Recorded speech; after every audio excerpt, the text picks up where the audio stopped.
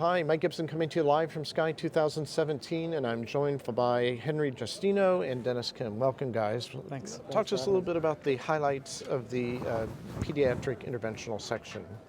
Yeah, so Dennis and I think, put together a very exciting meeting. We have lots of interesting sessions with a few highlights to mention. The first is an entire session devoted to radiation safety in pediatrics. And this session is also sponsored by the Image Gently campaign. Tell us about this Image Gently campaign. That sounds interesting. So there's an entire campaign to help reduce radiation dose during imaging procedures in children. The reality is that lots of equipment that is sold to hospitals is not properly set up for pediatric imaging. So particularly within hospitals that are not standalone children's hospitals, a child may be getting a CT scan or a cardiac cath in a laboratory that's entirely designed for adults with extremely high radiation doses, with no added benefit in terms of image quality. Wow.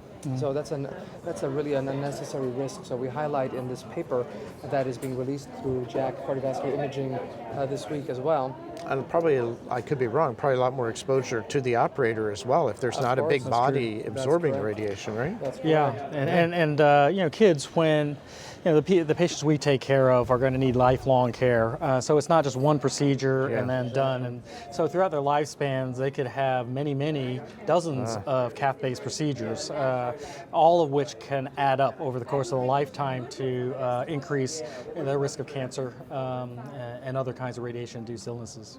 Wow, I hadn't considered that as well.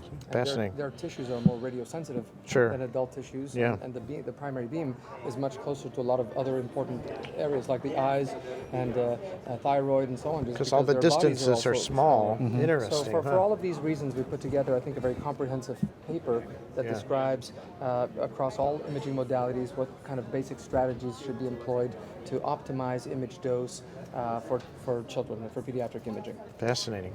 What else do you have going on here at SCAI? One of the traditional sessions that we've had that continues to be a real crowd pleaser and a draw to the meeting is this year it's called Between a Rock and a Hard Place.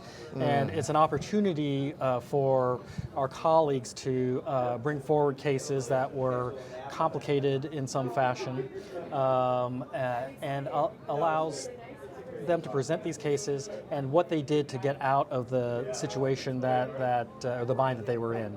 And I've, throughout the years, have found that to be extraordinarily useful because, conceptually doing a procedure, starting from point A to point B can be pretty simple, but when things go a little bit awry, you need to try to really think your way out. It is those are the tips and tricks that I think that separate really great interventionalists from others. I agree. I think those are always some of the best cases in the adult section as well. It's very humbling to see some of these things happen in our labs, but it's great to have that camaraderie to be able to discuss openly some challenging situations and how we got out of them. We all learn from each other this way.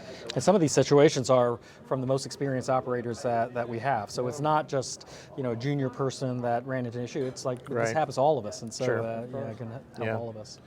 Talk to me about device development in kids. Different challenges than the adult world, right? Absolutely. This is an area that's also near and dear to our hearts. Medical devices are generally made for adults because that's where the market is, and so the return on investment for all of the manufacturers is obviously there. For pediatric cardiac catheterization, we run into the situation of having to take adult devices and adapt them to fit a child. So sometimes we're doing catheterizations on newborns and taking adult-sized catheters and reshaping them to try to fit the heart of a baby. We don't have a lot of pre-shaped catheters, a lot of devices specifically designed for children. So as a result, we I remember in the old days we used to have a hair dryer, absolutely, kind of bending. Believe it or not, we still have it. You still have it? We still have it. Cutting stents in half because they're too big. We did a lot of that when we had the old beginning stents. You still have to do that in your world. We still have to do that. In fact, the majority of stents we use are still traditional Palma stents that are hand crimped on balloons. We don't use pre-mounted stents very much because they don't achieve the necessary adult diameters of the vessels that we're stenting. So for all of these reasons, we thought to put together an entire session devoted to pediatric medical device development and how to take an idea from the proverbial, back of the napkin drawing to taking that IP to your technology transfer office, working with them to protect the IP, and then working with them to establish a company. How do you go about going from an idea to then creating a working prototype, in vivo testing after that? And then we also have the opportunity to hear from Nicole Ibrahim from the FDA, who's going to talk to us about the regulatory pathway to get approval for some of these more challenging market realities of pediatric devices. Yeah, wow. Well, I thought adult interventional cardiology was complicated. This actually just squares it or multiplies it by several factors. You guys face a lot of very difficult challenges. Yeah, and I think that there is a lot of common ground between what we do naturally and where the emerging field of structural heart disease is as well. And so we do have a combined session as well. Oh, good. That tries to bring us together to understand a little bit, how we can use each other's experiences and wisdom, in our own labs. And we certainly have a lot to learn from each other. So I think that that's another exciting thing that we are offering here at this conference. Well, sounds like a great program. Yeah. Thanks for putting it on again, and thanks for joining us here today live from SCAI 2017.